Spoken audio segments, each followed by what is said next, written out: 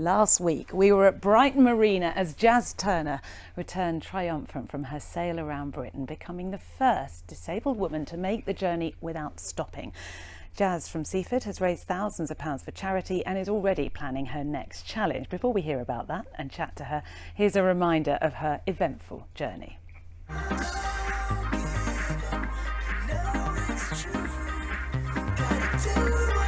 Today has been one of those days where it is definitely a strap in, hold on and grin and bear it day.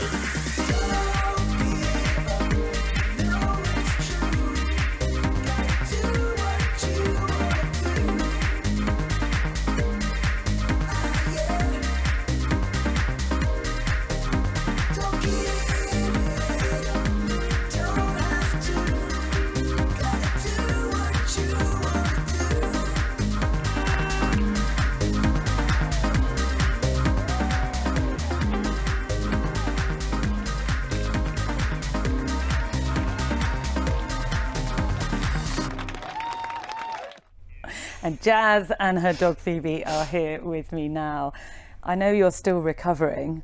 Yeah, very much so. What was the hardest bit, running aground or managing without your assistance dog? I think I meant to say running aground, but honestly, being apart from Phoebe was one of the worst bits of it all.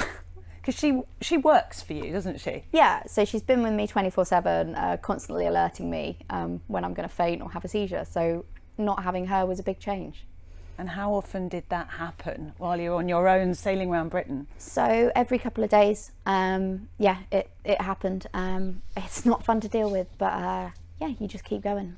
How do you deal with it? Because sailing on your own for several weeks is hard enough anyway. You didn't get more than 15-20 minutes of sleep at a time. No, so thankfully the technology means that my watch can alert me and it gives me 3 to 5 minutes, which means I can set the boat up either using the autopilot or I can essentially almost stop the boat so that it's in a safe position while I faint, and then I come round.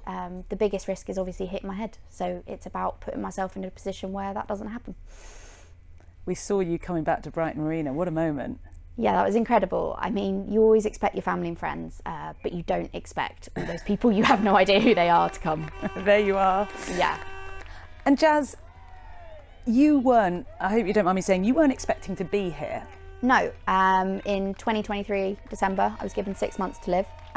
Thankfully I have very much exceeded that, but my condition is still life limiting and we don't know how long, so we just keep ploughing on for as long as we can. So doing this challenge, and I know you've got another one up your sleeve. Possibly. Do you want to say what that is?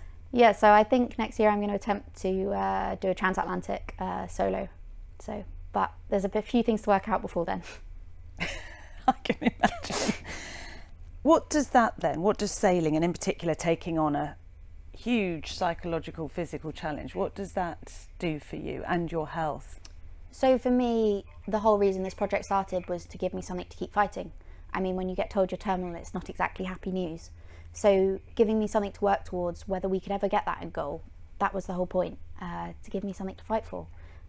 So I guess it was natural that there was always going to be another one. Keep ploughing forward as long as we can.